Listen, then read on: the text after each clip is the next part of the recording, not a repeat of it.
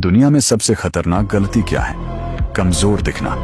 क्योंकि जैसे ही लोग तुम्हें कमजोर समझते हैं, वे तुम्हें गिराने की तैयारी शुरू कर देते हैं।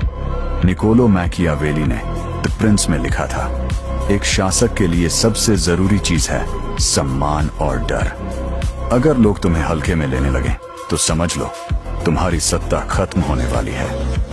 क्योंकि सत्ता सिर्फ कुर्सी से नहीं चलती, सत्ता चलती है तुम्हारी छवि से। लोगों को यह महसूस होना चाहिए कि तुमसे टकराना आसान नहीं है, कि अगर कोई तुम्हारे खिलाफ खड़ा हुआ तो उसे इसकी भारी कीमत चुकानी पड़ेगी। यही वजह है कि असली नेता अपनी ताकत को कभी छुपाता नहीं। वह ऐसा माहौल बनाता है जहां दुश्मन हमला करने से पहले 100 बार सोचे। क्योंकि सत्ता बनाए रखने के लिए कभी कभी दयालुता नहीं, खौफ जरूरी होता है।